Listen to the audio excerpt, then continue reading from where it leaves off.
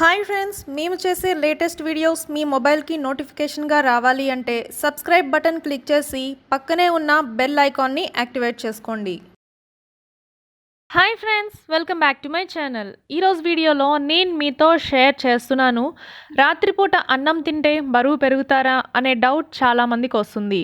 So ఈరోజు వీడియోలో మీ doubt అనేది క్లారిఫై అయిపోతుంది. వీడియో పూర్తిగా చూడండి. బరువు తగ్గాలి అనుకునేవారు ముందుగా చేసే పని అన్నం తినడం మానేయడం, ముఖ్యంగా రాత్రుళ్ళు. మరి రాత్రిపూట అన్నం తింటే నిజంగానే బరువు పెరుగుతారా లేదా అనే విషయం ఇప్పుడు తెలుసుకోండి. చాలా మందిలో ఇప్పుడు హెల్త్ కాన్షియస్ వచ్చింది. ఎప్పుడు తినాలి, ఏం తినాలి, ఎలా ఫిట్గా ఉండాలి అని ఎక్కువ ఆలోచిస్తున్నారు. ఈ వేలో రాత్రిపూట అన్నం తినడాన్ని అవాయిడ్ చేస్తున్నారు. దానికి బదులుగా రోటీ, పుల్కా, వేరే ఇంకేదైనా టిఫిన్స్, పండ్లు వంటివి తింటున్నారు. మరి ఇలా చేయడం వల్ల నిజంగా ఫలితం ఉంటుందా అంటే మీరేమంటారు? సో మీకేం తెలుసో ఒకసారి కామెంట్లో నాతో షేర్ చేయండి. నిజంగా ఫలితం ఉంటుందా అంటే ఉంటుంది అనే అంటున్నారు మన వైద్య నిపుణులు. నార్త్ ఇండియన్స్ ఎక్కువగా చపాతీలే తింటారు. మనలో చాలామందికి చపాతీలు తిన్నా కూడా మళ్ళీ అన్నం తినే అలవాటు ఉంటుంది. ఇంకా వాటన్నిటి బదులు అన్నమే తిందామని ఫిక్స్ అయిపోతుంటారు. అందరికీ అందుబాటులో ఉండడం ఈజీగా ప్రిఫర్ అవుతుంది కాబట్టి ఈ రైస్ అనేది మనందరికీ ఫేవరెట్ డిష్ కదా. నిజంగా చెప్పుకోవాలి అంటే ఎక్కువగా శారీరక శ్రమ చేసేవారు అన్నం ఎంత తిన్నా సరే ఏమీ పర్వాలేదు. ఎందుకంటే వారు శారీరక శ్రమ పెరిగి ఎక్కువ క్యాలరీలు ఖర్చు అవుతుంటాయి. కానీ కూర్చొని పనులు చేసేవారు అన్నం తినే విషయంలో తగిన జాగ్రత్తలు తీసుకోవడం తప్పనిసరి. వారు కనీసం ఎక్సర్సైజ్ అయినా సరే తప్పనిసరిగా చేస్తుండాలి. లేకపోతే అధికంగా బరువు పెరగడం, ఇంకా గుండె జబ్బులు రావడం, షుగర్ వంటి సమస్యలు తప్పదు. ఇంకా అన్నం తినే విషయానికి వచ్చేస్తే సమయానికి తగ్గట్లుగా తీసుకోవాలి. పగటిపూట డైజెషన్ అనేది చాలా బాగుంటుంది. ఈ సమయంలో అన్నం బాగా తినవచ్చు. అదే రాత్రిపూట అయితే అన్నం తీసుకోకపోవడమే మంచిది అని చెబుతున్నారు మన వైద్య నిపుణులు. ఎందుకంటే బియ్యంలో కార్బోహైడ్రేట్స్ ఎక్కువగా ఉంటాయి. ఇవి తక్షణ శక్తిని ఇచ్చిన రాత్రిపూట మన శరీరం ఏ పని చేయదు, క్యాలరీలు ఖర్చు కావు. దీనితో అవి కొవ్వుగా పేరుకొని ఫలితంగా బరువు పెరుగుతారు. ఈ నేపథ్యంలో పగటిపూట రైస్ తిన్నా పర్లేదు, కానీ రాత్రిపూట మాత్రం రైస్ తినకపోవడం చాలా అంటే చాలా మంచిది. రాత్రిపూట ఆహారం అనేది ఎంత తేలికగా ఉంటే అంత మంచిది. త్వరగా జీర్ణమయ్యే ఆహారాన్ని ఎక్కువగా తీసుకోవాలి.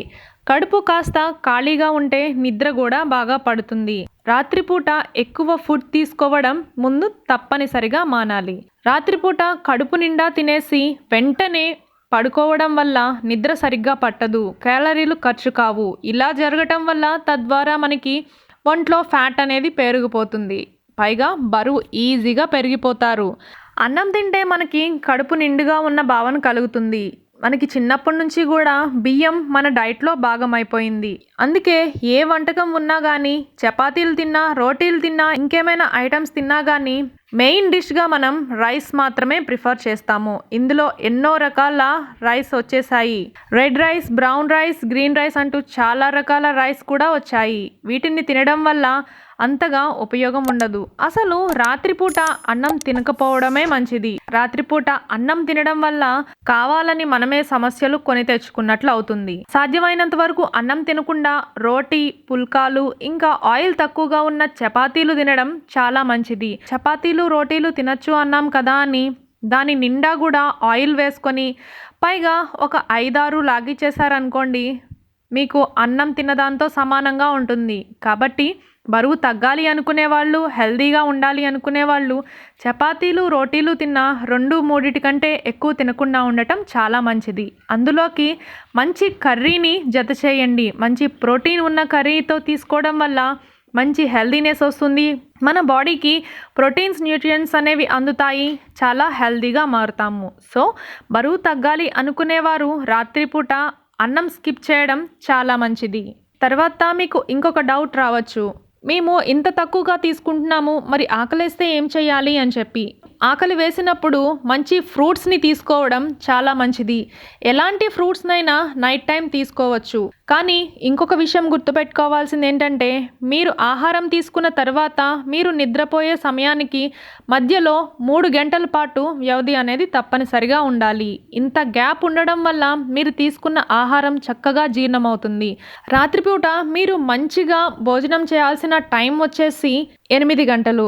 8 గంటలకు కానీ మీరు ఫుడ్ తీసుకున్నట్లయితే 11కి నిద్రపోయే సమయంగా మనం కేటాయించుకోవాలి. ఆహారం తీసుకున్న 3 గంటల తర్వాత పడుకోవడం వల్ల చక్కగా మనం తిన్న ఆహారం జీర్ణమయ్యి చక్కని నిద్ర కంటి నిండా పడుతుంది. సో ఫ్రెండ్స్, తెలుసుకున్నారు కదా. దీన్ని బట్టి మీకు ఏమర్థమైంది? రాత్రిపూట అన్నం తీసుకోకుండా ఉండటమే బెటర్.